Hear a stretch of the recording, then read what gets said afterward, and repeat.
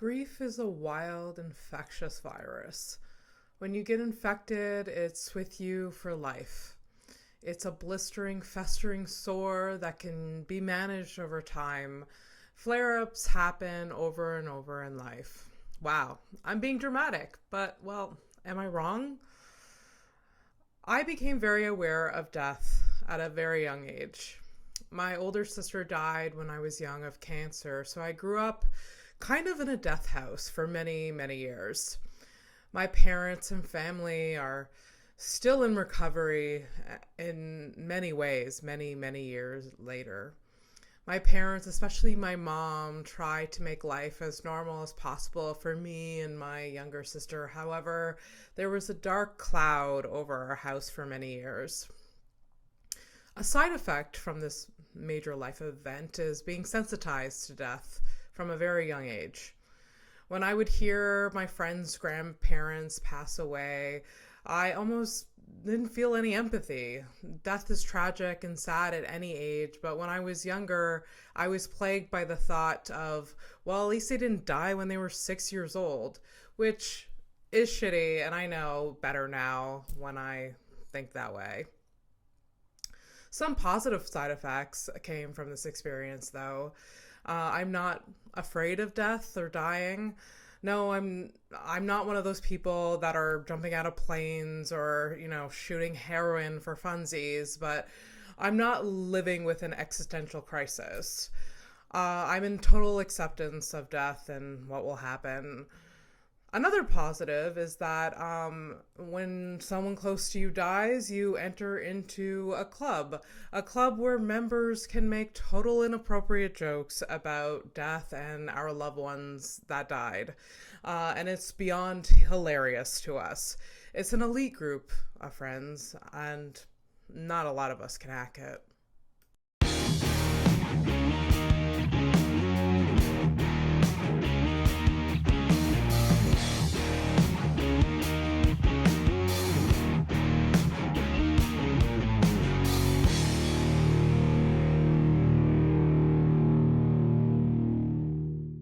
What is this scar? So I I have a disability. I'm disabled. I was like, did you get into a car accident with your sister? Is that how she That's how she died. This is okay. No. This is my disability scar. Yes. Okay. Yeah, so I actually never talked about it on the podcast, which is really interesting. That Coming in hot. Let's go. I'm not it's a huge scar. It's huge. It's hard to. It's a juicy Yeah, and there's it goes here too. Yeah. Holy shit. So about I'm gonna say 11 years ago, okay. I completely blanked on the year that this happened because it was a weird 2 years about. 2 years. I think it was in 2011 or 2012. So that's 11 or 12 years ago. Okay. I fell and dislocated my knee. So how did you fall? It's the stupidest. I would love, Sarah, to give you I have to close that door. I would Leave love. it open, let the ghosts in. I would. I would love to give you a long-winded, dramatic, over-the-top story, okay. But it literally, I was walking on flat ground and I slipped and fell because I don't know, my sandals, ballet flats. And it just Tuesday. I was wearing sandals and it just boop, and yeah. That's fucked up. Yeah, and it resulted in 3 surgeries and 2 years of physiotherapy. Yeah, for sure. Knee injuries are I played soccer in high school and they were always if you get a knee injury, you're done. Screwed, you're done. Yeah. You're never gonna walk again. You say that with every sport, and sure. But you break your neck playing rugby, you're gonna play. And I was in physiotherapy with people that tore their ACL because of some sport thing, and literally they were in and out within 8 weeks, and I'm I'm here for. I was walking. Yeah, I was walking, and I tore more than just one ligament, and you tore just That's crazy. That's impressive. You should tell people that more often. I know. I would love to have a joke about it, but it really, it's hard. It's like death. It's hard to joke about on stage. Can we look at the camera? Yeah. It's like death. Yeah. We're going to pause for 2 seconds. I'm going to close that door. Okay. And then we'll get back. Bye, ghosts. Bye, ghosts. Just so we can see that massive danger sign. I know. You should put that on the wall.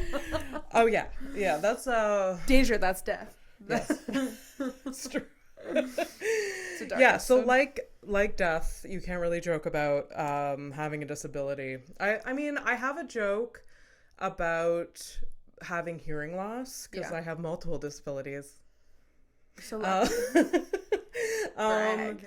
And that like goes over well, but you have to like prime the audience or just like it's okay, we're okay that for sure. Yeah, you have to really be like, I'm okay, don't worry about me. Yeah. And like, you know, like I don't hate myself for having having hearing loss, and it's fine, like I can joke about it, but sometimes like so it's like a fence by proxy, right? Like people get scared to laugh at jokes like that because they're like, oh my god, if I think this funny, but what if the person I'm sitting beside has a dead parent or you know, has a disability and I'm laughing and they're gonna think that I hate them.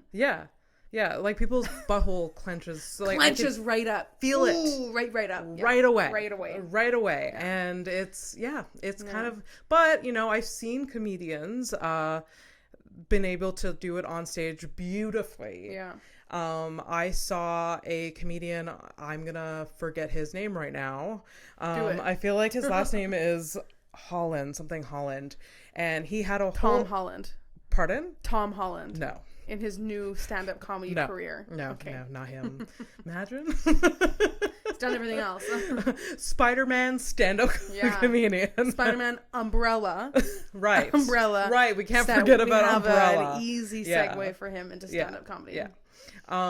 He needs to give us 5% if he ever does stand-up comedy. Tom Holland, if you ever do stand-up comedy, he has to.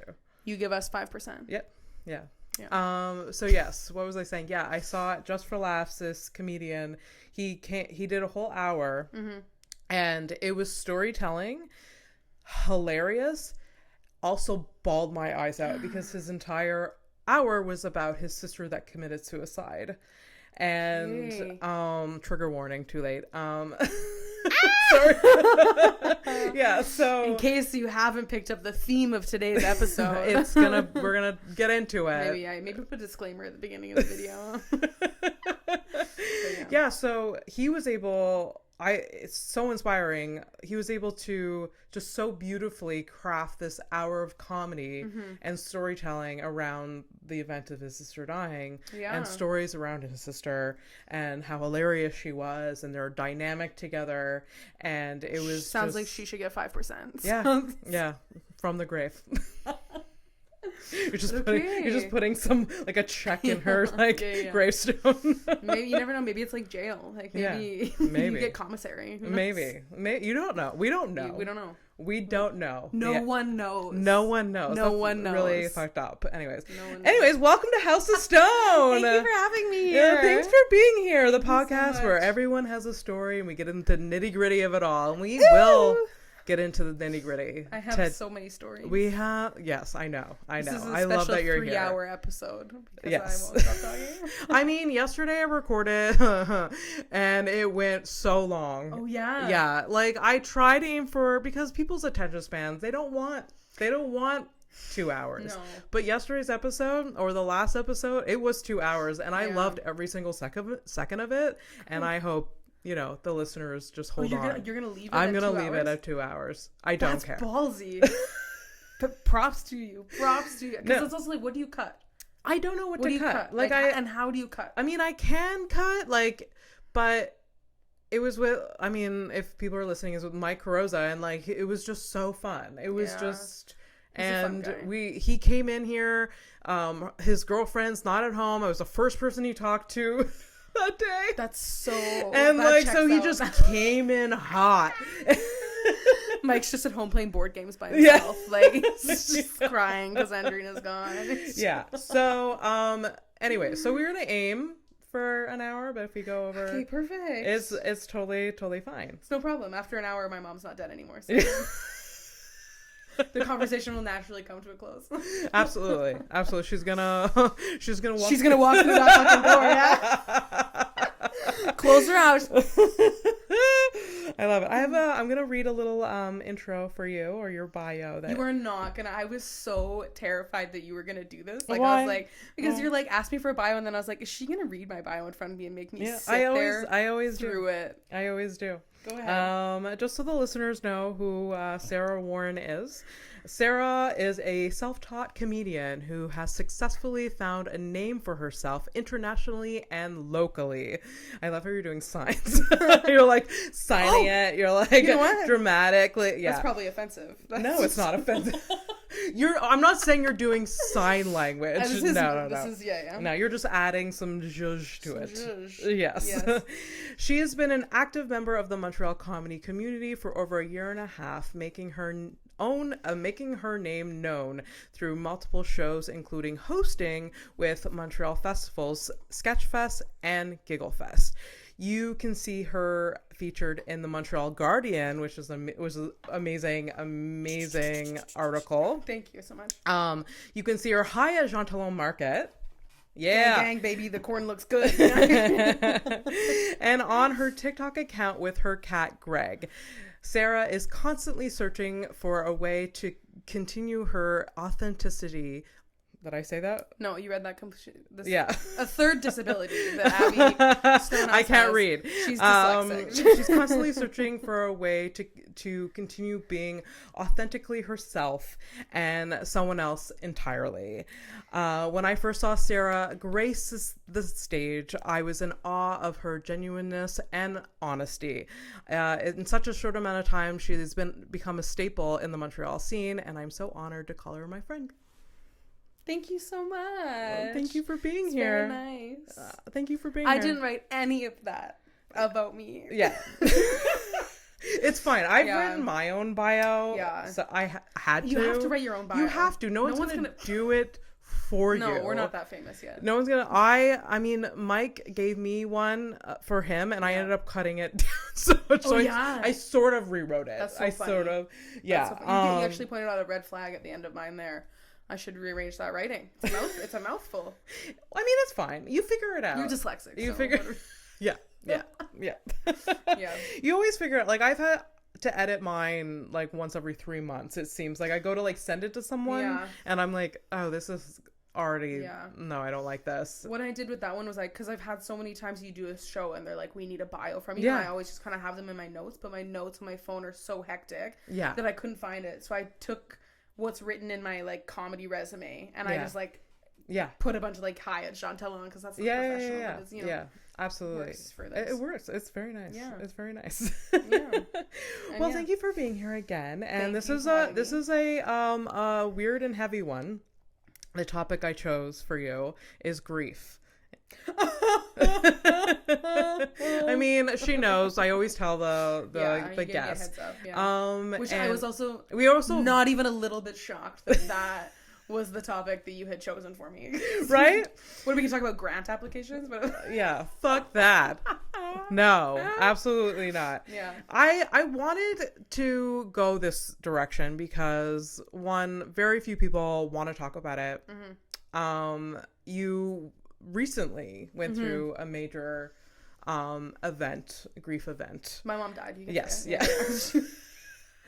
And just something happened. Yes. Just something small happened. Yeah. So you're life-changing. Your mom died, and we all, as comedians and friends, just had to recently watch you go through this whole process. Yeah. And I have to say, because I'm very public about it.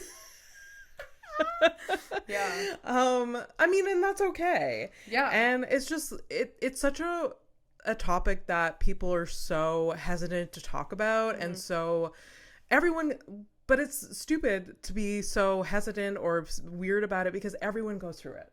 Yeah, it's like the most unifying experience is death. You've known someone in your life that passed away. Hopefully, it's not someone. Hopefully, you're not someone young like you, like going through your mother passing. Like that's like heavy, you know, but I think that's actually largely why we have struggled to find people to like be willing and open to talk about grief in such a large aspect, is because I'm 28. Like, I have one or two friends with dead moms. Yeah. Like, and nobody talks about it, so I didn't know. And then people kind of like, oh, like my mom died too, but like, it's I'm like 28. this like exclusive club that like no one's talking about. Yeah. Or if they are, and they're like, my dad died when I was 10, you know, and then you can crack jokes about it. Yeah. You know, but that's like, I think we're a young demographic too. Oh, for sure. There are probably support groups, right? There are actually. Yeah. I used one actually. Yes. The Canadian Cancer Institute. Yes. Okay. Canadian Cancer Society.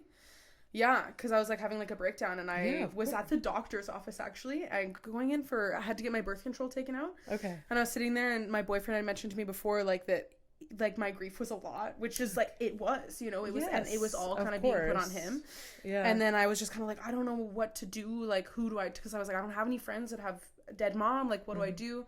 And then I just looked up like cancer support group and the Canadian Cancer Society, and they have a forum actually where you can go in, you pick your category, and you pick the one that you want to go into. So I picked, it was like cancer. Obviously, because she died from cancer. You didn't get it, cancer. But and then I went in and I just made a post. And I was just kind of like, I don't know what to do with my grief. And I was kind of like, I don't know how to handle this. Like, I don't know what to do. And I kind of wrote down like how she died, like what happened. And literally within an hour, I had about like 7 responses, all kind of being like, hey, you know, and there's one woman commented, she was like, the exact same thing happened to her. So she was 27, her mom got cancer, died in 6 months, like same style of cancer, like very jarring. Oh. Yeah. But she gave me book recommendations, and she like, there was just so much like, and I immediately just like writing it felt like so much lighter. Yes. Because there was just a place to put it. I wanted like an in-person, I wanted it to be like a TV show, you know, like in-person, go into like the grief, you know, therapy, but COVID fucked that for all of us. Yeah, so. That was very fair. I'm so glad you were able to find that, for sure. Like, same. I say it in my intro for this episode. I had a sister that passed away. I was very young. She was very young. How old were you? So I was 4. Oh shit. Okay. Yeah, and super young. Yeah, super young. My sister was 6 when she passed away. So we were like 18 months apart. Okay. So I was very, very young. So obviously like it affected me differently than like, you know, it would like if I was older. Yeah. But I grew up in a death house. What do you mean by that? Like, were there like photos of her all over the walls? There was, and I grew up with parents that were grieving a dead child for many, many years. Yeah. So I became very used to talking about death. Okay. To a point where like I learned very quickly, like in elementary school, like, and I used to bring up, my sister Bridget and I used to do this, and like, what do you mean used to? And then they're like, like, how many siblings you have? And then I would explain like, when's dad? And then like, I have a younger sister, and then like, kids didn't know what to do with it. For sure. Cause you can't, like, if a sibling dies and you're 4, like, if it's a dog, they're like, they went to the farm. Yeah. Bridget did not go to the farm. You know? No. Like, how do you tackle that with a 4-year-old? Yeah. And it was, I mean, my mom sort of did it.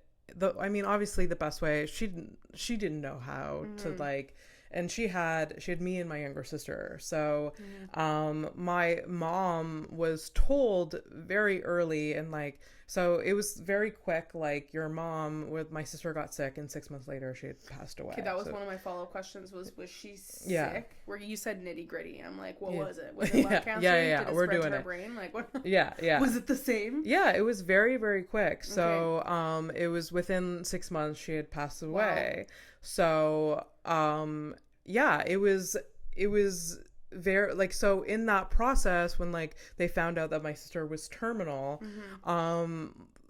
therapists and doctors and whoever that were surrounding the whole thing was like, one, this is how you tell your daughter she's passing away, and this is how you tell your other daughters that they're no longer going to have a sibling, or this is going to happen. And they told my mom, and my mom, this is also like, is very fitting for my mother because she's very direct and to the point. Right. And like, but they told her to be that way. They're like, you can't really sugarcoat it because that's just going to make it worse in the long run. It kind of would lead to more like lack of understanding. Yes, probably. Exactly. Yeah. And also like when you're like talking about it with other kids, like there's nothing, I can't imagine there would be any like losing someone older, you're gonna be like, oh, I can't talk about this because other people are gonna feel bad. Yeah. But when you're 4, like you're like talking about, oh yeah, one of my sisters dead, like you're not gonna have the understanding that that would make someone else feel bad. Maybe? Yeah. Like I guess. I mean, I definitely remember feeling very sad. As I was saying that, I was like, imagine if Abby's just a heartless bitch and like felt nothing when her sister died. What am I talking about? No, it's fair, like, because you have these emotions, but you can't really like recognize them at that age. And then because I experienced all this so young that like I went through grieving like for the following like 15 years because of that. Like sure. I remember like grieving her maybe when I was like 18 years old, right. Like or like just like I remember going to Sage Up and like, oh, if I had an older sister that already like went through this that would have been like these like big milestones that like I even though like she was 6, I was 4, like we were very close, like from what people tell me, right? Yeah. And what I remember. So you must have memories, right? Oh, like, yeah. With her? I definitely have memories. I remember my brother driving me over with a bike when I was 4, so you must remember seeing your sister. Yeah. And I have, so I have memories of playing with her, and I also have a very vivid memory of the day that she died. Yeah. Yeah. Saucy, hey? Yeah. Yeah, that is one thing I think that's gonna be seared in for. Like I still even like thinking about like Mom the last day, like it's there hot like a fucking hot and heavy, ready to at any given moment ready to just jump out and, absolutely. Sometimes I just see really old people in the street and I'm like, that's exactly what Mom looked like. You remind me of my dead mother. No, so because you know when you see old people and they're kind of like their mouths are open and they're like 98 walking down to the drugstore, like you know. Yeah. So that's a bit fucked up to say. It's fine. It's true. I see old people sometimes. I'm like, oh. Yeah. So. Sorry. No, I think it's really like, that's the thing. I laugh at it and then like I'm automatically like trying to censor myself. I'm like, other people are gonna find that weird, but I have no ability to censor myself even a little bit. I say things and then I'm like, I'm gonna think about this for the rest of the day. I'm gonna be like texting you tomorrow, Abby, can you cut that out? Can you edit out that I said that about old people? It's nothing bad. No. I mean, old people I don't know. Do they know that they're losing their ability to like close their mouth? Oh, I wonder if things like, I don't know. Are they like conscious or like, wow, my mouth is really dry? I thought you were going to be like, do you think they know that they're going to die? And I was like, oh yes, they know that they're going to die. If I hit 98 and I think I'm going to live forever. Oh yeah. No. Yeah, no. I have like great aunts that are in their 90s now, and and they're so aware that I mean because everyone around them has died. For sure, like their friends. Yeah, their friends, their sisters, like their parent, like they've gone through so many of these deaths, like so much death. Yeah, so much death that like they're normalized. They could probably crack jokes and talk. It's hilarious. Absolutely. Yeah, they're very funny about it. They're just and also it was also kind of sad. Like I was talking to one of my great aunts and she was saying that, you know, during COVID she couldn't see anyone. She's like, but she was so angry at people that were like, I don't care if I die, like I'm 95 years old, if I die of COVID, so what, like I don't want I don't want to like deprive myself from like you know socializing for sure, which honestly mad respect. Yeah, I respect the hell out of that. Yeah. She had that clarity, but still, like her, you know, her kids, her grandkids didn't want to be the one that killed their grandmother. So like they were still very, very careful. But she was very funny about it. She would test the boundaries with them. Oh God, I'd write them all letters just in case. Like I would spend time with them, and one of them would give me COVID. Like it covered all the bases. Like you gave me this disease. That would be me. Just traumatize your grandchild forever. So tell me about your mom. Oh, Oh, I love that question. Yeah. My mom was a remarkable woman. Truly, truly, like, it's so funny because I still want to talk about her in the present tense. Like, when you ask me that, I'm like, oh, she is. Yeah. Which is an interesting thing because I actually talked about it with my grief counselor as well. It's a weird thing with the present tense because, like, even though she's gone, like, she's still here. Was and is. Yeah. Here and like I don't know, it's like a weird like balance to hit. Like, it's interesting because like I feel like I am a lot of my mom. Yeah, like that's kind of like so I have two siblings. I have an older brother and an older sister, and they're both twins. So they're both 3 years older than me. I'm the youngest. Yeah, and I remember like growing up being like, oh my god, like Robert is so much like mom. And then kind of as we got older and we moved out and like I started traveling and whatnot, and then anytime I would come home, I'd kind of be like, oh, I'm so much like my mom, you know? And that kind of, I think as you get older, you start to, like, identify yourself separately. But, like, there's... Yes. And then one thing that I've really found kind of in the process of grieving her is sometimes I'm, like, I grieve her in my body.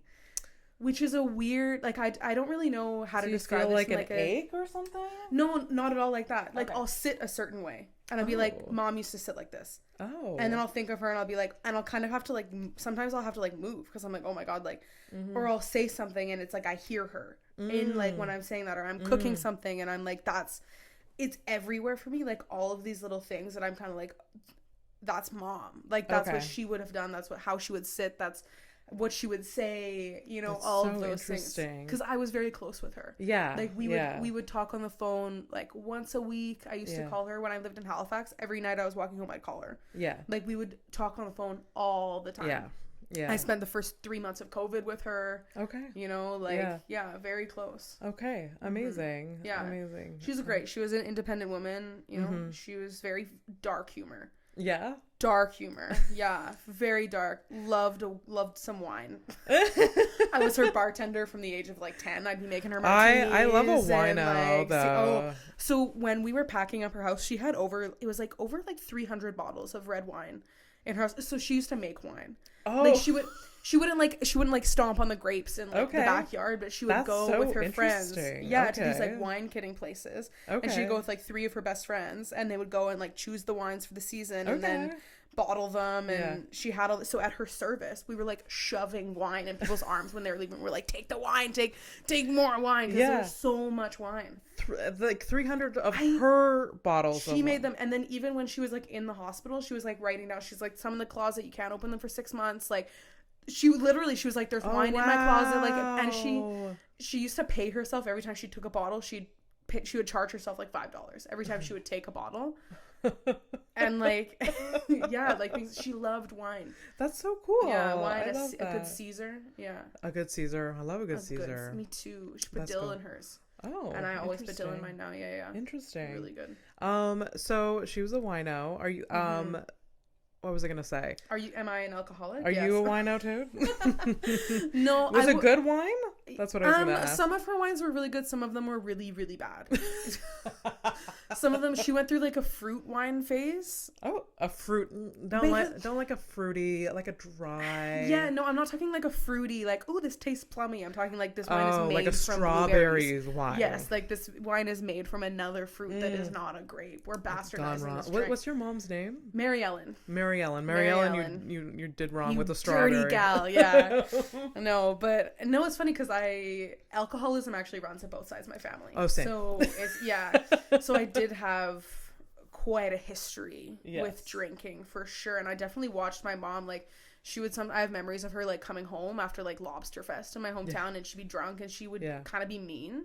Oh. You know, and like that, but it wasn't to a way where I was like, oh my god, my mom's like an angry. It was just like so rare, but yet enough that they're like firm memories for me where I'm like, okay, like, you know, mom, that was kind of, but it was only when she was really drunk, or I think she just hated me for like the ages of like 14 to 17. Like she always be like, teenage girls aren't human. A lot of moms do that to their daughters. Suck. Yeah. Teenagers suck so bad. Suck so fucking bad. I was a bitch. I was a bad teenager. Yeah. I was all the things. Yeah. And all the things my mom didn't know half of the things. No. I only told my mom that I was getting bullied when I was like 19. Oh, wow. And I got bullied savagely for like 8 years, and she had no idea. Oh, really? She had you hit it very well, or she just like... Yeah, and I was seeing like the school counselor, like the teachers knew, no one ever said anything to her, so I would like come home from... I would hate going to school, and I was depressed, you know, and I was like, you know, like dieting with my mom, and she thought that I just wanted to get healthy, and it wasn't for the fact that I was being like bullied for my because size. Of your weight. Absolutely, she didn't know that until I was like well out of high school, and she was like, what are you talking about? I think like I was always like, this is a pivot, but we'll go back. I have undiagnosed ADHD. I love a pivot. Let's go. I was never like, I was bullied because I was always overweight. Just always. I you know, my sister died and I ate my emotions. So like, yes. So yeah, ate my emotions from a very early age, and so I was always chubby. Looking back at photos, not the chubbiest. That's literally it, isn't it? Because I was like, same here. And then you look back at photos and I'm like I wish I looked like that. Yeah, I remember there's this photo of me, or I remember like it was like Christmas morning, and I had like a fucking like Iron Man shirt thing. Like I was such a loser. And I remember this photo being taken of me, and I remember being like, no, like I can't believe that photo was just taken. And I found it like not too long ago, and I was like, I can't believe I was being ridiculed. For being like, I was just a tall, like, I essentially had this, I mean, like, you know, I was obviously smaller at 15, but like I was just the same shape. I didn't have that like child shape. Like I was just a woman, you know? And you're like ridiculed for... So I was a little bit like bullied in elementary school. And then I was never like, I wasn't bullied in high school for being overweight, but it was always very aware that I was always very aware, and like it like was told to me that I was bigger than the other. Who was telling you that? Girl, it was like other friends. They're like, they would say it in like a condescending, like, we care about you. Sort of thing. And it like, I never really took it as like bullying, because like, one, I was also very aware and like hated my body. For sure. And looking back, I'm just like, I wasn't even that big. I really wasn't even. But it also didn't, because you have those days where you go like shopping with your friends and you just are at the accessories. You know, like, wow, I can't wait to go see how many of these just love necklaces. Wow, this one doesn't fit my neck. I'm gonna go kill myself. Oh my god. It was only in my 20s where I embraced plus size stores. But also like for me, like, because I think you're a bit older than me as well. I'm 34. Okay, so for me, because it started to kind of shift, like, because now when I go into the stores that I used to go into as a kid, I'm like, oh, now they have an extra large or a size 18. Oh yeah, absolutely. Whereas when I was a kid, it would end at 12. Oh yeah. And the extra large is the size of a medium. Oh yeah. Now they're very much more inclusive. Absolutely. Which like there's still some stores that I will never go into. Yes. Obviously. Same. H&M in France. Don't do it. No, don't even go shopping in France. Yeah, Europe. Probably France. The UK is better. Like I was UK's in the UK. Great. Scotland's great. Yeah. But they know how to throw a sheep around. Yeah, I would. They're sturdy folks.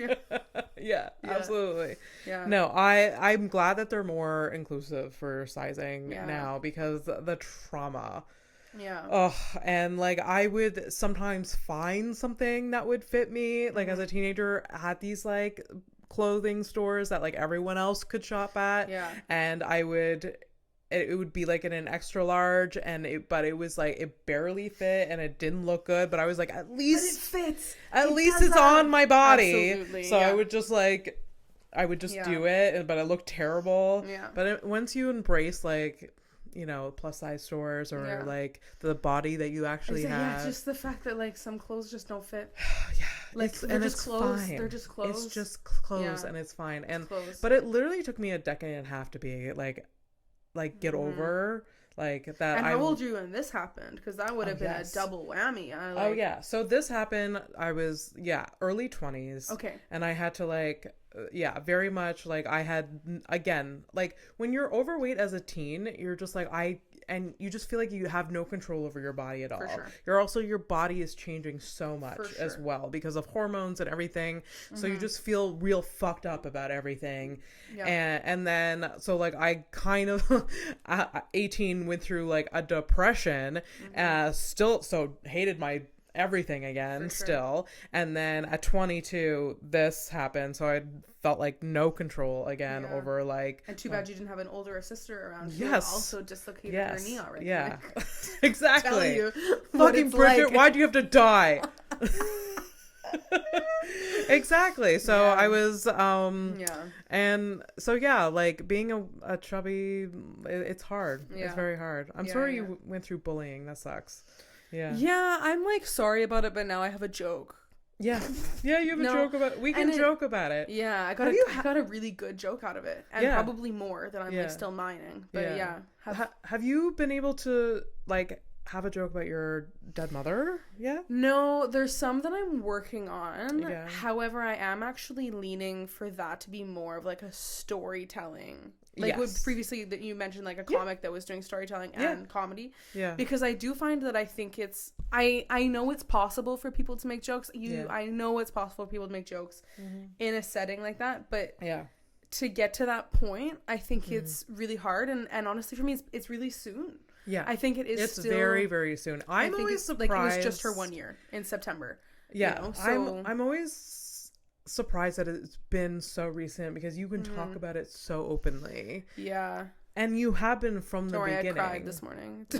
I mean, you still like you go through like obviously you're going to miss her forever and like it's gonna be it's impossible.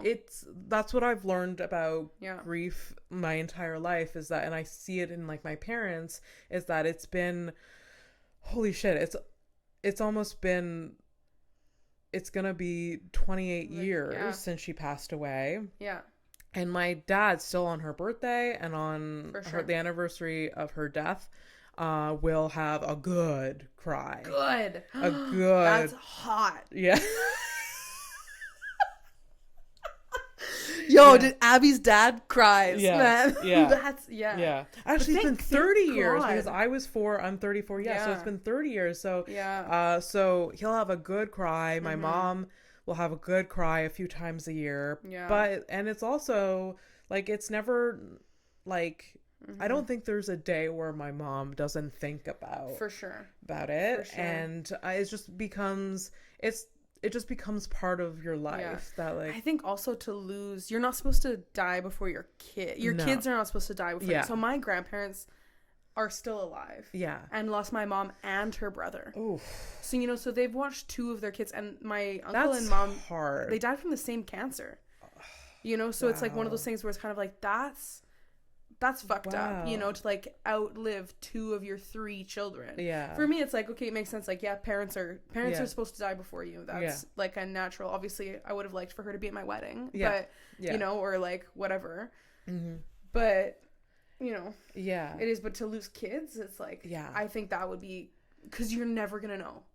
Like, at least for me, I'm like, I know how mom would react to certain things, and like I know kind of, I have an idea to guess, but like especially at that young, like that's like a lot of life that's kind of like ripped away.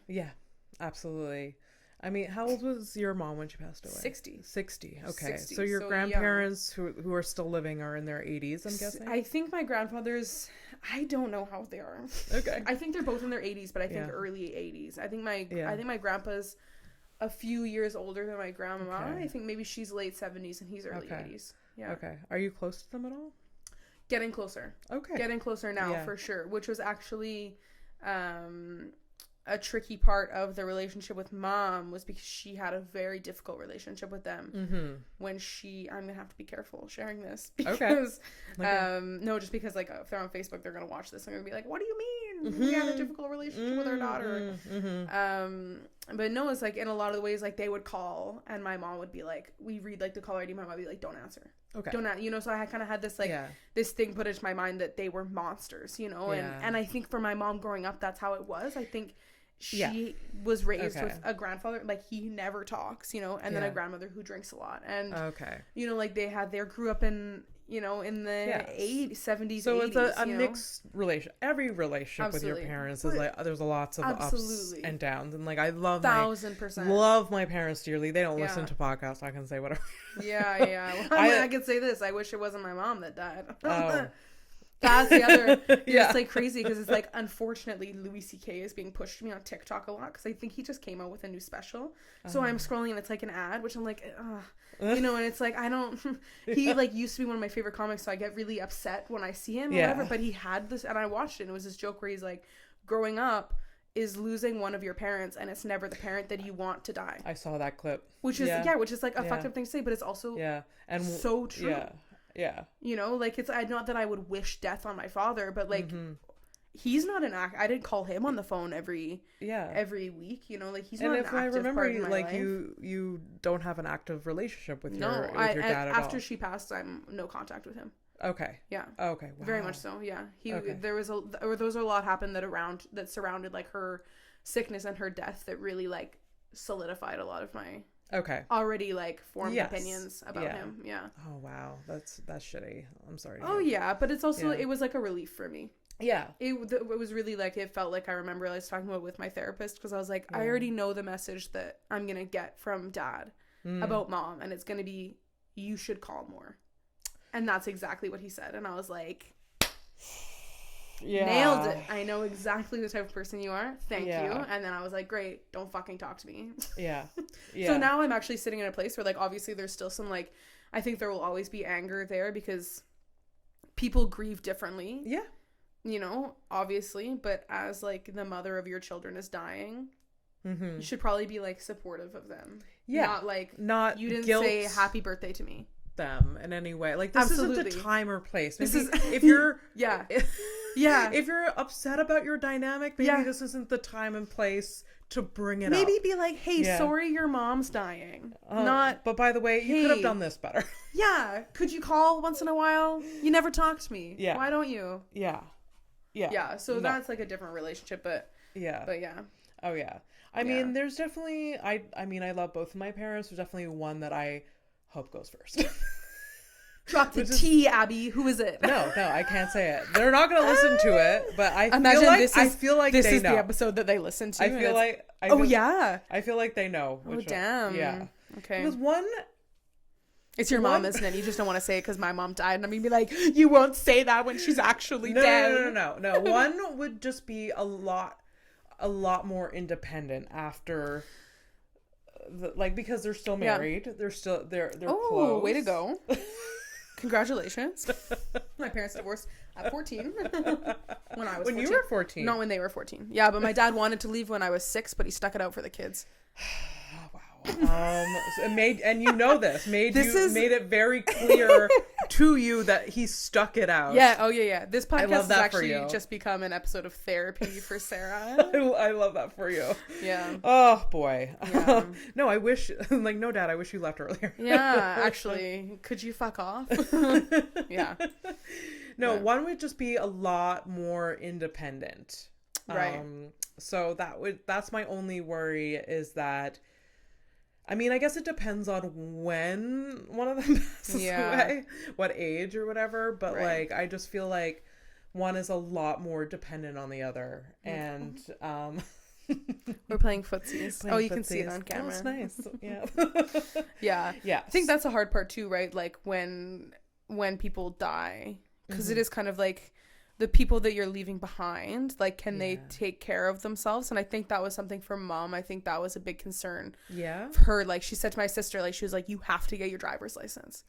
You know, because my sister didn't have her driver's license and she would live very remotely. And my mom was like, you have to get your driver's license. Yeah, like, living remotely. There's there's certain things where she was like, you need to, like, because we had obviously like a life insurance. And I asked her, like, I was like, what do you want me to do with the money? She was like, I want you to save it. And I was like, I knew that's what you were going to say. And I so hoped that she was going to be like, travel, you know? Yeah. But at the end of the day, like, there's those certain things I think, like, as a concern, because she was lucid pretty much the whole time. That's a hard one. That's a hard one, I'm sure. Like, she knows what's going on. She's in pain, right? Well, her pain was, she was in a lot more pain before. So, like, the breakdown of, like, mom's illness was that because I went home in May. So she was sick, but we didn't really know what was going on. And she's a very proud woman. So she wasn't telling anyone what was wrong. And she's just telling that she was losing a lot of weight and she was in a lot of pain. And then she said some concerning things to me about her mental health over the phone. And I remember contacting my brother, kind of being like, have you spoken to mom? Because, like, she's starting to freak me out, you know? Yeah. And he was like, what are you talking about? Blah, blah, blah. And I just texted her and I was like, I'm getting on a plane. Like, I was like, my gut was like, you have to go. You have to go home. And I did. And she was, like, in way worse shape than she was telling anyone. But we at that point didn't know what it was. So I saw her in a lot of pain then because, like, the doctor, it was another, like, one of her dying wishes was she was like, I want you to sue the doctor because the medical care in Logan Lake is essentially non-existent. Like, she would have died waiting for phone calls if my brother didn't have this, like, obscure contact of this person that he met during triathlon training who was an oncologist who worked in the city that he lived in. And Robert called this guy and was like, can you look at my mom's scans?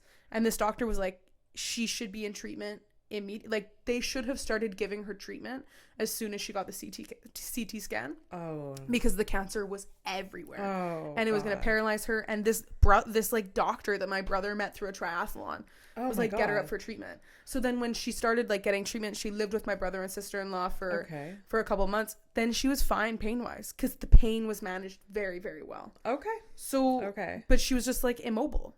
She had no autonomy, you know, which was the hardest part because she's such an independent woman. Yeah. When I was there, she lost the ability to drive, and then she essentially, like, she fell at home and then was in the hospital and didn't leave the hospital. Oh. You know, because she was immobile. Like, she couldn't move. She couldn't clean herself. It was dangerous to, like, you know, and then you get into a whole other thing about, like, the goddamn healthcare system, which is an absolute shit show and, like, just repulsive, you know, and anyways.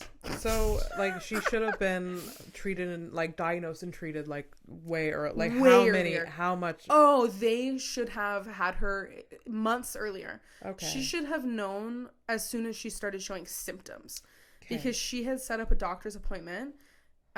So my hometown is very small. We have 2,000 people. Mm-hmm. There's, like, one doctor and one, like, nurse practitioner. Mm-hmm. And for years, we didn't even have a doctor. For years, you had to drive to the next city, which was an hour away. Yeah. And if you live in the surrounding area, so if you live in, like, Ashcroft or, like, Cache Creek, which are two other really small towns close to where I live, like, you have to drive an hour and a half. People die waiting for ambulances, you know, because there's no services. Yeah. So mom was waiting for a phone call from the doctor for months. And then she finally got a phone call. It was 15 minutes.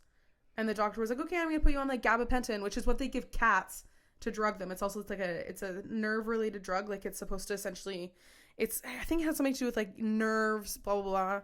So when I was there in May, we took her to the hospital once. The first doctor was like, we're going to put you in for a CT scan. Your x-ray shows you have a compression fracture in your spine. Like, that's what we think it is. So we're like, okay, great. And then mom was seeing a physio and a massage therapist, and they were like, this pain is not related to a compression fracture. So the massage therapist was like, that's not what this is. Like, he was like, your pain is completely unrelated to where the compression fracture is in your spine. It's not this.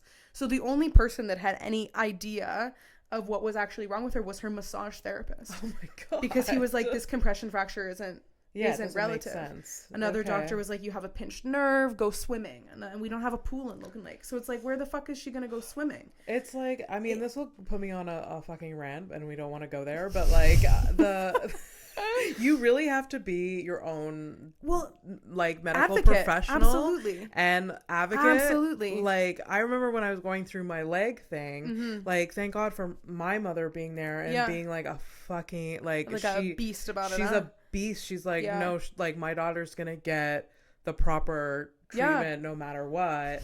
And like, she would not wait for people, and like, I'm there, like, I'm on drugs because of the pain. I can't move. I'm in a wheelchair part of the time. You're in your early 20s. You don't know what the fuck is going on. Then in, like, crutches. Anyway, so my mom was like on the phone with people constantly. Yeah. And like, if it wasn't like, and I think when I was going through that, I was like, what if I was alone?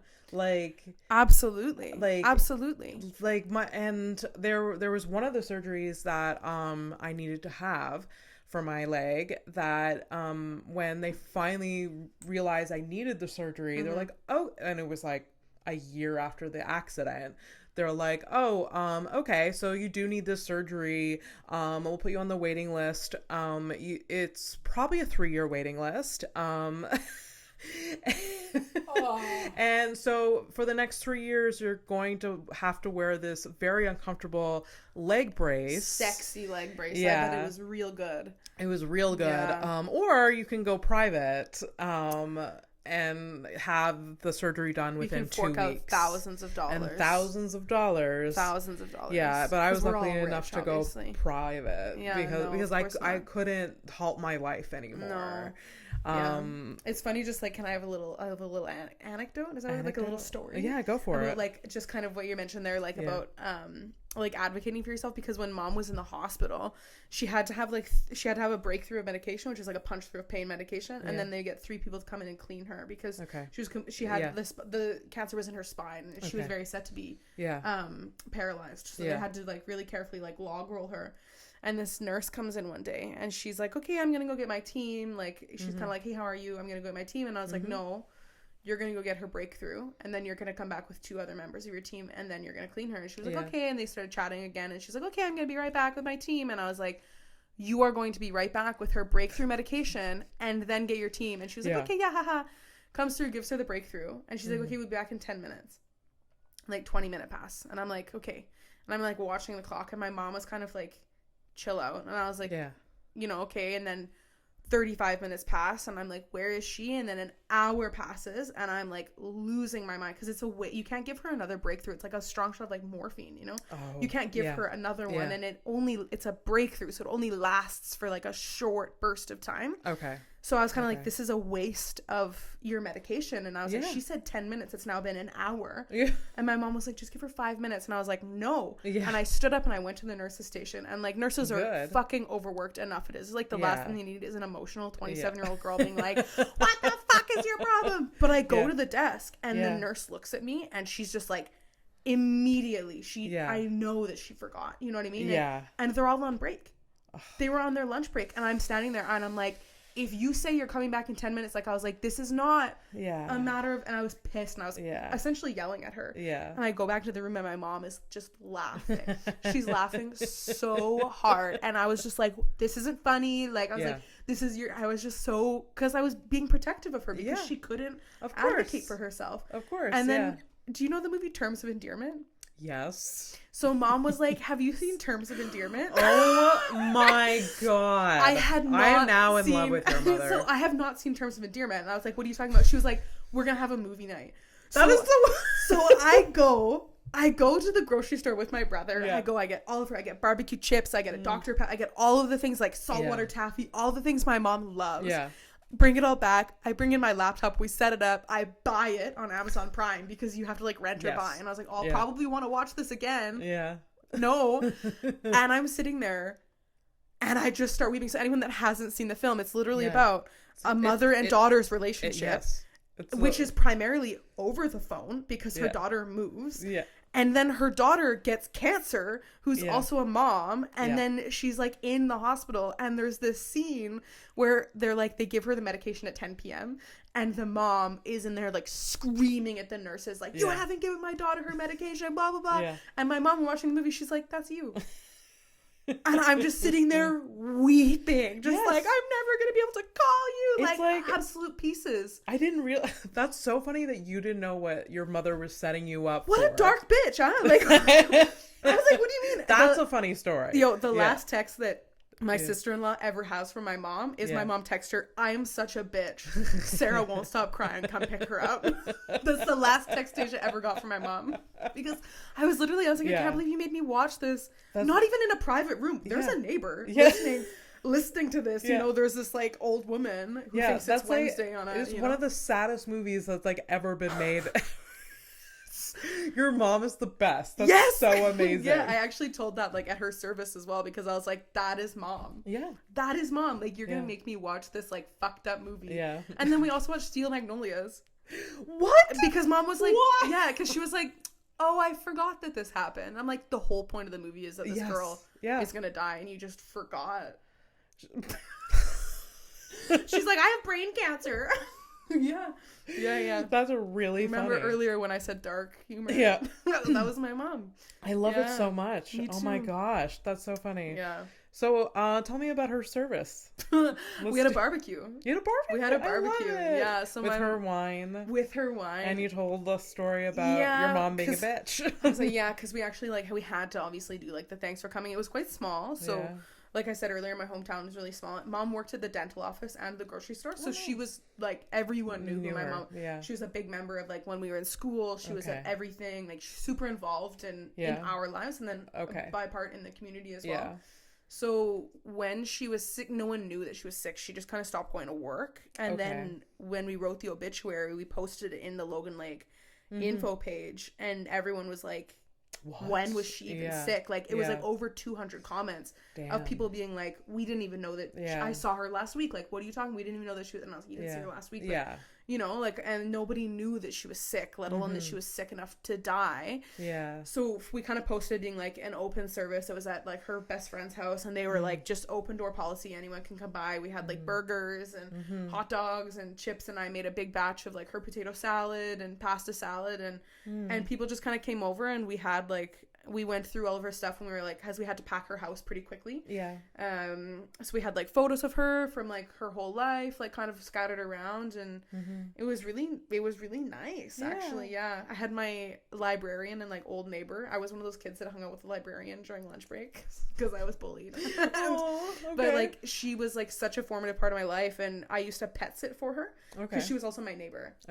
And also just a friend, you know, like she was a wonderful woman. Yeah. But she had moved to Calgary, which was like a 12-hour drive away from Logan Lake. Like, and I thought about messaging her as well, being like, you know, hey, like if you're around, and I didn't because I was like, there's no way. And then my sister-in-law comes in, and she's like, sorry. That's actually your sister that you just swatted away. Yeah. Get out of here. Get out of here. You're dead. But yeah, my sister-in-law comes in, and she was like, Miss Gallant's this year. And I just like burst into tears because I was like, oh my God. Yeah. And like my mom's like childhood best friend, I had to call her to tell her because I like said, I was like, oh my God, Tanya doesn't know that mom's even been sick. Like, mom had these like 4 friends from high school. So I like messaged Tanya on Facebook, and I was like, hey, can I get your phone number? Like, I just would love to just love to chat. Yeah. And I call her, and she's like, yeah, sure, what's going on? And I call her, and I was like, have you spoken to mom in the last 3 months? Yeah. And she was like, no, why? What's going on? And I was like, well, she died last night. Yeah. And Tanya, the first thing she said, she was like, just like your mother, to not tell anyone. Like, Tanya was funny. Like, that's so on character for her. Yeah. And so she came, and my grandparents were there. It was really nice, just kind of like her colleagues and her friends, and you know. I've never had to be in that position where I had to like break the news. It was to people. Weird. Oh, yeah, what a weird. It must have been so weird. Yeah, and it's also just such a hazy. Yeah, like after you're in like a problem solving mode. You're trying to. You had to do so many things, and also, then deal with your own. Well, that's it. Like sadness. That's it too. My brother-in-law was actually horrified that we had. So he's Indigenous, and so when she died, like we were like writing the obituary. We're like planning the funeral. We're getting in contact with the funeral home. Like we're doing all this stuff, and George was like, this is fucked up, like, because in his community, York and his mom actually passed within the year that mom's passed as well, but like within their community, like the family doesn't do anything for 4 days, you know, like the family is allowed to grieve. Some of the community plans the funeral. They have people within the community and the family that take care of things. And I just remember he was sitting on the couch, and he was like, this is insane that you guys we weren't really even allowed to grieve. Because we had to take care of the funeral, and you know, like, not, we cremated her in a cardboard box, you know, but like we had to do all of those things. We couldn't just sit and like sit with the fact that you know, the night that it happened, we got Chinese food and watched Toy Story and drank a bottle of wine, you know, like in memoriam. But like That's what like I witnessed like my mother doing that, and for my sister and for her parents, like so both my grandparents have passed away, and it's just literally she's just in like problem solving mode, and just she has jobs to do, and sure. And like looking from like the extended family, like we almost celebrate, well, we should be celebrating someone's life, but I remember my grandfather passing away. It was a shock at the time, because he was not 95 with his no I mean, he was older, he was in his like early 80s, but like he just like keeled over and had a heart attack, and like and but yeah, my mom just went into just like a mode, and then like everyone came to, like, my parents have a big house, everyone came, we just started like that weekend. I've never drank so much in my life. I've never had actual more fun in my life with like my cousins I don't see very much, and like we're just, it is kind of that, isn't it, where it is like kind of like that's such, I think that's such like an assessment of our culture, because like even like, and that's something I it's even with that, it's kind of like when people die, it's like you have 2 weeks, and then it's like, okay, go back to work. It's weird. There's no, it's so weird. It's just so strange. One of my best friends in Ireland, her mom just passed recently as well. Okay. And they have a month. Like she's like, you have an open door policy, but so I got to see 2 of my friends in Ireland. One of them is literally a mortician, and the other one is Ellen, whose mom passed. Okay. And Martha was kind of giving me like the breakdown of how they do this in Ireland, and she was like, no, they embalm the body and bring it back into the home. Oh. So the body, I don't know if Ellen's family did this or not, but the body's in the home, and you sit with them for days, and then you have the service, and then after a month they have this thing called the month's mind, where you all come back together for another mass to kind of like have like, you've had this month. I mean, that's kind of nice.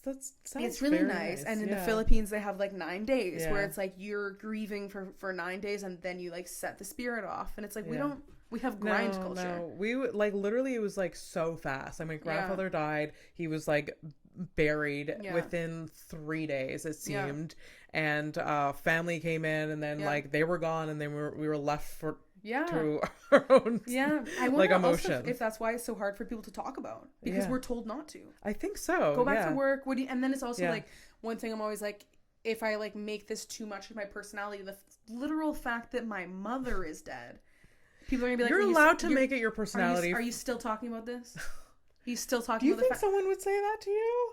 I do. Because I talk about it a lot. I do sometimes, and that is a big worry for me, where I'm like, this is going to impact my career, the entirety of my life when I have children.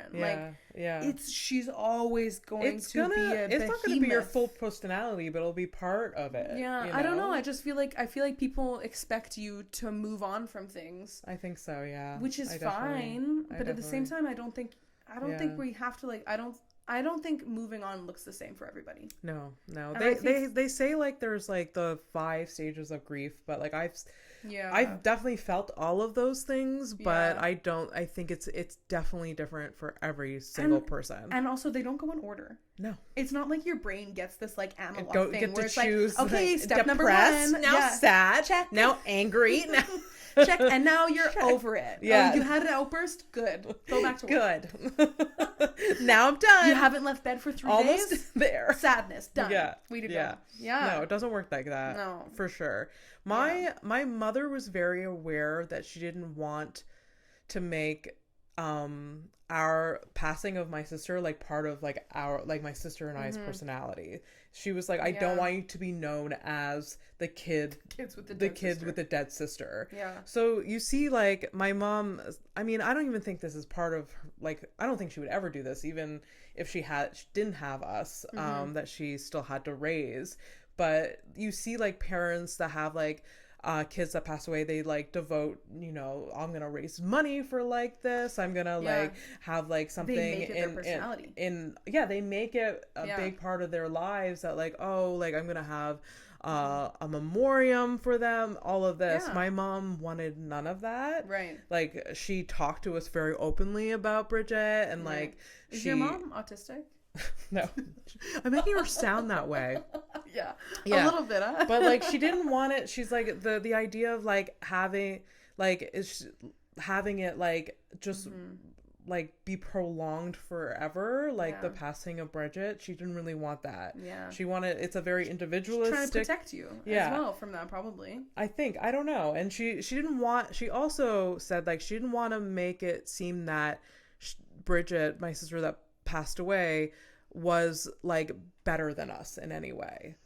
You know, like we're like, she's seen that like with a kid that's died, that like they put on a pedestal, and then like, you know, they're honored forever.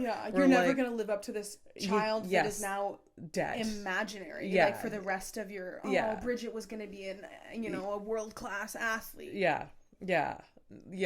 We don't know that. No. And like, and my mom is very honest with like, you know, Bridget had an attitude with like, like from when she was a baby, she had an attitude, and like she compared it like, oh, you know, Bridget was like, you know, sassy or whatever, and like she was very honest, and so she didn't want to put like Bridget on a pedestal, and like so which I kind of like, in a way, like I wish it was she was put like, we remembered her a lot more, but at the same time I understand. Do you think that inevitably like her passing, like how do you think, because if your mom was kind of doing that, sorry, I just realized you have like the same dresser that like the same like thing, it's the one that my mom had. Are you serious? I'm not joking. Like the front handles. That is so I'm gonna funny. have to I'm so sorry to the camera. I have to send send this to Tasha later, my sister-in-law. She's literally has this in her house right now. I'm like, that's so funny. I actually got this desk from my mother, and I painted it pink. Wow. It's too funny. So off topic. I'm so sorry. It's fine. It's kind of on topic. What a pivot, huh? Like literally just fine. It's all good. Yeah. But what was I saying? Yeah, I was just kind of wondering like where if she wanted to like protect you from being the girls that have the dead sister. I think so. Do you think it worked? I think it definitely, there's part of me that feels like it maybe prolonged the grieving process for both my sister and I. But it worked. It definitely like not like, it's not like a huge, like it was a huge part of my life. It like definitely like I grew up in a very depressed household for a long time. But I don't think I was the kid with the dead sister. I don't think I was. There was a few people when I was in elementary school. It was like this one family, and I remember very specifically their kids knew that I had a dead sister. Okay. So they brought it up when I was around them in school, but they were a very religious family. Oh. So, but no one else knew or like acknowledged it. But like, were they like, do you think she's in heaven or something like that? Like, oh, you have a sister that died. Like they were young too. They were like elementary school. Creepy as hell. Man. Yeah. It's very sound weird. Like creepy kids. Yeah. Were they Mormons? They were Jehovah's Witness. Damn. So I think that they're. Don't drink your coffee, Timmy. I can't. Just kidding, because they can't have coffee. I think that their parents told them, and they're like, oh, so like the Stonehouse family, like this happened. Ooh. We're like, I don't think any other parent was like spilling the tea. Yeah. Anyway, so no, I don't think I was the kid with the dead sister. And I think a lot of, especially when I was in high school, like I grew up in a small town too. Like I don't, people like kids that I grew up with didn't remember or know. Right. Yeah. You probably lose interest in that pretty quick as a kid. Yeah. I feel like that's like shiny for a couple weeks and they're like, get back to work. Yeah. Exactly. Yeah. Exactly. You know, because especially as a kid, I think if you haven't experienced that, like, you're not really gonna have any frame of reference for. Yeah. No. That's the thing when you're a kid. Like when I was around other kids, like they really didn't know much about death at all. Like kids don't, obviously. Yeah. They haven't, like, once their first pet dies, then they realize what maybe death is. But even I mean, like, I guess we both don't know what the fuck death is, but like I have more of like, I know more of the process around it than like another kid my age. For sure. Would have any. Yeah, would for sure. Mom was my first loss. That's a big one. That's a huge one. We had dogs, obviously, but like, so my uncle passed when I was like 23, but I didn't know him. Yeah. Like, we weren't close. Yeah. I hadn't seen him in years, and I think I met him like 2 or 3 times, but like we by no means were close. And then so we had dogs and my cat die. Yeah. But otherwise it's mom. Like I haven't lost any friends or any, you know, family. I have 3 sets of I think my grandfather actually just died, but he's my I don't know him, you know. Yeah. Yeah. Got all my grandparents, like, you know. Yeah. I mean, I've lost all my grandparents, so those were like big deaths, but like I haven't had a big death in a while. Can I ask a weird question? Sure. Can I ask about, was your sister buried? Yes. Oh, she was. Okay. Yeah. Yeah. So there's like a grave plot that you there can is go a grave. And like visit. Yeah. Yeah. Cool. Do you have is a it grave like flat plot or is it a tombstone? It's a tombstone. Wow. Yeah. What's it of? Is it just like classic round Halloween style, or is it like an angel? There's like birds. Cute. My sister had 2 pet birds. Okay. So they she just left those behind, huh? Left those behind, yeah. They were like little budgies, so they don't really live that long. So they died too. Okay. Did you bury them with your sister? That would be really cute, though. Going in the middle of the night and just. We should have. No, we didn't think that through. Yeah. So there were. So it's like it's a pinkish stone. Cute. And obviously says her name and date of birth and date of death. Yeah. And it has birds on it, and it's next to my grandfather. Oh, cute. Yeah. So my dad's father passed away before I was born. Right. And he wasn't like a pervert or anything, right? Not that I know of. That's so fucked up. I am so sorry. I love it. That is beyond me that I just said that. I'm so sorry. You made sure not to bury your sister next to a pervert, right? I think I just associate all old men with being perverts. I mean, it's sometimes a safer bet to like. You know what? Yeah, I gotta hedge just my like, bets. I'm like, you know, approach with caution. Literally though. Yeah. Yeah, okay. That's nice. You have like a family plot, or is it just Yeah. So obviously, I mean, they had to decide quickly like what they were gonna do, but they knew in advance, but like, you know, the diagnosis to death was very quick. And so yeah, she's buried. This is gonna be sad and morbid for some people, but my mom she refused to have anyone touch my sister after she passed away. Bridget died at home. Okay. So they knew she was terminal. At the end of her life, they came home from the hospital. She was on IVs. My mom was managing her pain. They had a nurse come in once from the CLSC, come in twice a day or whatever to make sure everything was okay. She passed away. My mom had things in order that the casket would come to our home, and my mother would put her body in the casket. She wanted no one. But could you guys touch her? I mean, I don't remember touching her as she was dead, but my mom put her in the casket. I think and then within 24 hours they had the service and buried her. Wow. Yeah. Because she didn't want anyone to touch her. She didn't want any embalming. So you have to like bury them very quickly. Yeah, for sure. So yeah, that happened. Wow, that's intense. Yeah. Yeah. Wow, that's really intense. But it like also very I don't know. It's very strong of my mother to just like be very steadfast. No, I'm gonna do this. Yeah. Yeah, and my dad's a lot more emotional, but like my so at the time I don't think my dad was seeing clearly, but my mom was like, no, this is what's gonna happen. It's good at least to have like someone take the charge. Yeah. Even like my brother was in charge of. And still is kind of like dealing with like all of like everything financial, everything to do with the house, everything to do with her medical care.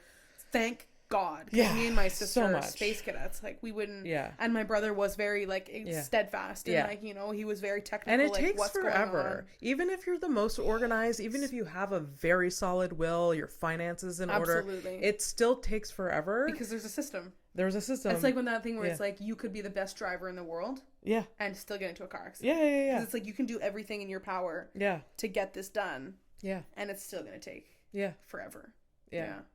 So it takes, so I'm sure your family's still like dealing with all of the things. It's close to being done.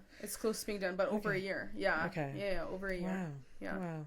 All right. So how you feeling now about your mom and everything? How's the day to day? Yeah, honestly, I actually was thinking, my friend asked me that the other day, and I was like, I got one of those things where I was like, did I think about her today? Mm-hmm. And I was like, oh no. So honestly, like, I think I have a lot of, as you know, like, I have a lot of like passion projects that I'm working on that I think give me something that I think mom would be very proud of. Yeah. And I've just been on a 2.5 month vacation. That's true. You went there, and there was places that you visited that you went. Oh yeah. Did you see to honor her? Did you see my duck post? Is that what you're? I think it was like you went. It was somewhere in Scotland or something. Yeah. So when I moved to the UK when I was 19, I was super young, and my mom was very much so like, you have to go back to school. Like, what are you doing? Blah blah blah. But then she did, you know, she was still very supportive of that. Like, I moved out when I was 17, you know. And so Scotland, I lived in England for like 5 months, and then I moved to Scotland after that. And Scotland was like, and still is like one of the most incredible places that I have ever lived. And I think every time I go to visit, it's going to have that same effect on me. Mm-hmm. It's magic. If you've ever been to the Highlands of Scotland, like it's really, if you're up, because it's like 4.5 hours north of Glasgow. Like, I'm like north up there by the sea, 2,000 people, like so nice. Really magical. And then I would kind of go back. That was 8 years ago. I was 19. I'm 28 now. So 9 years ago. Mm-hmm. And I would go back like kind of every year and visit. And then I was living in Amsterdam, and like I would just kind of go back. And my mom came to visit me when I was living in Amsterdam, and I took her to Scotland as well, actually. And it was the first time like my mom had come to visit, where other than like Jasper, because that was only like a 6-hour drive, but she came to visit. We were in Scotland, and I remember having like a glass of wine on the patio, like looking at the water, and she was just kind of like, I get it. Yeah. Like, she was like, I understand why you do this. I understand why you come back here. Like, you know, like, and just to hear that was really like healing for me, because my brother is always like, why are you Canadian? Like, why are you, you know, they don't understand why if you haven't traveled, I think it's easy to not understand and to not kind of care to, but. And you do it once, and then you're like, oh, I have to do this more. It's like getting a tattoo. Yeah. It's like getting a tattoo. Yeah. As soon as you go once, you go again, you know? And especially to go and like live somewhere. Cause I didn't travel. I've never lived abroad. Like, but I love traveling. Yeah. Cause I am a basic bitch. But I spent like 3 weeks in the UK like 6 years ago. And I can't believe that it's been so long since I haven't been back. It's just financially can't. For sure. Yeah. But and with COVID, obviously, I didn't go back for there's it that. Was years. Yeah. Yeah. But when I was there, so I was just in Scotland, and when I was there, I got a little bit high, and I went for a walk, and like I went to this, like, there used to be this trail where you could kind of go along the water and kind of wrap up. They closed it off for some reason, so I was just standing there, and I was like, okay, I was kind of like looking around, and then all of a sudden this like one solitary duck like comes out into this pond, and I was like, oh, that's funny, like, why is there just one duck? Yeah. And then I immediately was like me and my mom used to read this book called Are You My Mother? And it's a book. It's a children's book. It's got a green cover. It's about a bird. It's about a baby bird that loses its mom. And so the bird is like going to a dog, and it's like, are you my mother? And then it goes to like a crane, and it's like, are you my mother? And the little bird is like walking around like looking for his mother. Yeah. And then at the end of the book he finds his mom. And I was just, I immediately thought of that, and I looked at this duck, and I was like, are you my mother? And then I made eye contact with this fucking duck for like 5 minutes, and it was like so weird, and I just started crying. And like, so beautiful. It was really nice. And then I made some like douchey TikTok or Instagram post about it, where I was like, but no, it was that kind of thing where I was like, maybe that is like the moral of the story, is that like, I have lost my mother technically, but I'm always gonna find her. Oh, you know, always gonna find her in things, you know. Absolutely. Coffee, you know, like ducks, but also like 5 minutes of eye contact with a duck is it's a lot. That's an uncomfortable amount of eye contact. that was my mother. Yeah. And I used to like laugh when people would be like, I don't know if you ever like saw your sister in a butterfly, you know, or anything like that. That is so weird that you bring that up. Did you see yours? Because people always, they're like, I saw my dad in a butterfly. Oh, is a butterfly a thing? It's a thing. And I used to like laugh. I'm never going to fucking see my mom in a butterfly. That's so butterflies stupid. were the thing for my mother. Right. So my mother would like, she's a little bit spiritual, and like, so she would like go. What an interesting woman. Yeah. You would love my mother. Everyone loves my mother. She's That's why crazy, you want her to die but first. That's why. She didn't say that. Abby didn't say that. Yeah. But there was a connection with butterflies and my sister that like in the years that followed, like she would have these moments where like monarch butterflies were like when she was thinking of her like Bridget, and then like she would see a monarch butterfly and and I think it's also because butterflies are usually always solitary. You don't see multiple. You see multiple ducks. That's true. I think that's why people associate butterflies, because they're, I don't know, and they're they're butterflies. Yeah. But I mean, if it like, and it gives my mother comfort. So like if if that moment was special, like then yes, that was your mother. Absolutely. For sure. And even just in that moment, I mean, because I saw a grief counselor for probably about 6 to 8 months after she passed. And I'm still like want my family to go. My sister, my brother doesn't. But it's hard to like push family members to go to therapy. It's just hard. Do the fucking therapy. I'm like, it's not. You know, I'm therapy like, is the best, but it's hard. It's the best. It is. Though. I think starting it's like yoga. It's getting on the mat. That's the hardest. But it's starting to do it, because you have to admit that there's something that you need to discuss with someone else. Absolutely. And especially like my brother, who is like, you know, a man. Yeah. You know, why there's nothing wrong. Why would I need to? Not that he says I can that. deal with it myself. But that's, you know, that's kind of the energy, you know. But no, my grief counselor, she was really, and I think that's a pretty common grief phrase, is like, grief is just love that you can no longer express. It's true. So in those moments with the duck, in those moments. Yeah, moments. In those moments. When I'm standing there with this duck. Yeah. I'm like, okay, like this is just love that I can't call her when I'm standing here in Ullapool being like, oh my God, do you remember this? Like I can't send her photos and videos like I would have, you know? And it's just like, I started leaving voice notes to her. I have like memos on my phone because I would leave her voice notes all the time. I love that. You have to use them for a project one day, maybe. Yeah, well, they're probably pretty cringe, honestly, because it's just me. I guess so. Yeah. I love cringe, though. Yeah. I mean, this whole episode is going to be cringy for some people. And traumatizing for others. I don't care. Yeah. I don't care. It's fine. Yeah. Well, we do have to wrap up. It's been... Actually, no, because this is a 3.5 hour episode. No, we're not stopping. I'm not done with my therapy yet. No, of course. We do have to wrap up. You've been amazing. I always end the episode with 2 questions, and I already know one of the answers. I think I know one of the answers. Okay. So the 2 questions I always wrap up with is, what is the hardest thing you've ever been through, and what are you most passionate about? Yes. People choose to answer both or just one of those. It's so funny because I don't want to ruin the lore, but you did tell me these questions before, and I was like, I'm going to think about this. And I always tell before. Didn't think about this at all. I didn't. I read them. I was like, wow, those are great to think about. And then I think I smoked a joint. I always tell the guests before, because like, especially the hardest thing always throws someone and they either tense up and they just don't. But I love asking those questions. I always get a mixed bag. And it's interesting. Yeah. Yeah. I think it obviously is pretty evident. I think the hardest thing would be, I don't think necessarily losing mom. Yeah. I think spending May with her. Yeah. That month where she was really sick and she was in a lot of pain, you know, like she couldn't do, that was extremely difficult to watch someone who's been so strong. Yeah. My whole life, who has been so, you know, to like have that role reversed in such a dramatic way was like, I don't think I'll ever experience it. I think maybe unless like I have a partner or something like goes through that, or you know, like a sibling. Not. Obviously, hope not. But I just watched a really fantastic movie actually called, spoiler alert, on Crave. Okay. It has Sheldon from The Big Bang Theory. Really? I can't remember his name right now.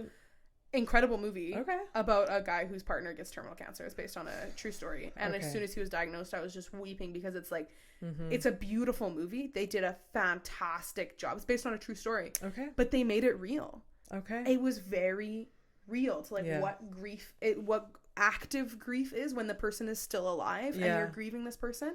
Oh, for and then sure. also what it is to watch someone you love like being sick. Yeah. And like not being able to take care of themselves and like sitting with them through these like moments of intense pain, not being able to do anything.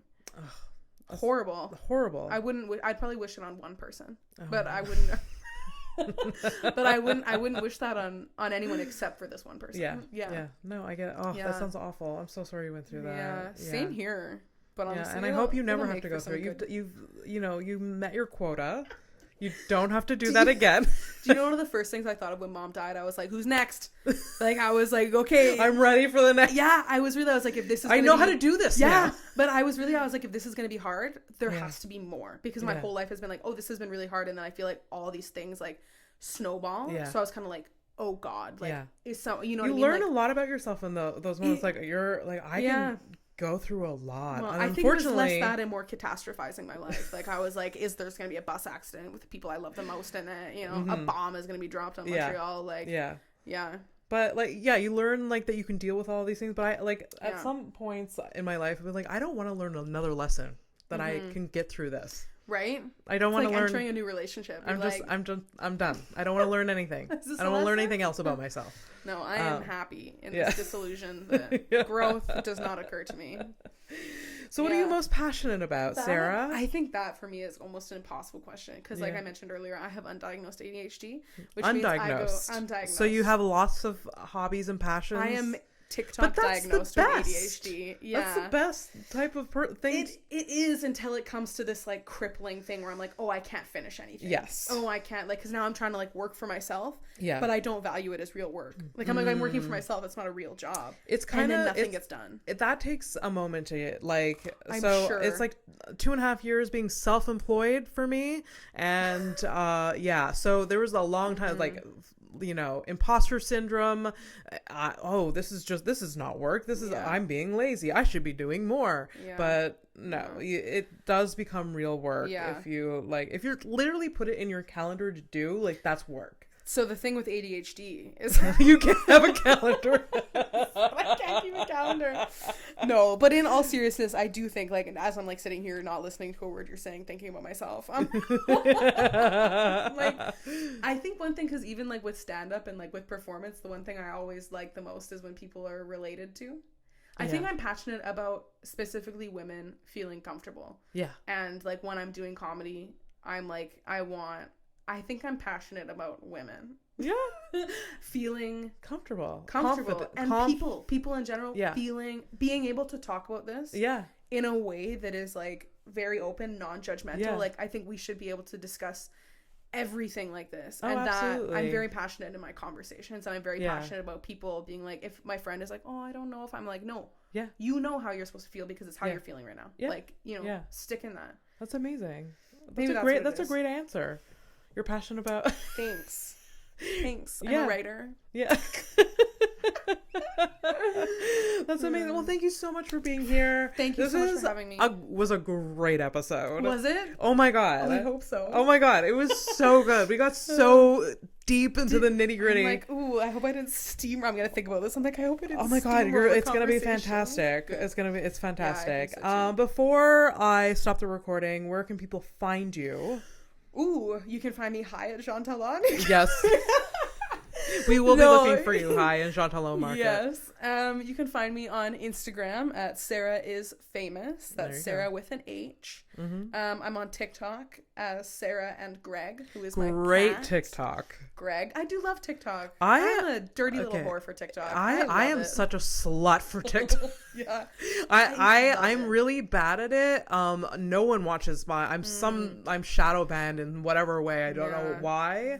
Times when ADHD comes in handy, TikTok. Yes. TikTok. Yes. Because it can just give yourself a little break. But I give myself a bit, then I'm in there and I'm and then I'm off and then because it's all about engagement, man. That's it. Yeah. But yeah, TikTok, Sarah and Greg. That's it, I think. For now, that's it. Awesome. Yeah. Awesome. Well, thank you again. Thank you for having me. No problem. You can find me at abbypstone_MTL, houseofstonepodcast.com for all the links to everything. Thank you for listening. I hope you're still listening. If you're still listening, write something in the comments or wherever. Yeah. Like and subscribe, follow, and thank you again. Yes. Thank you for listening. Bye.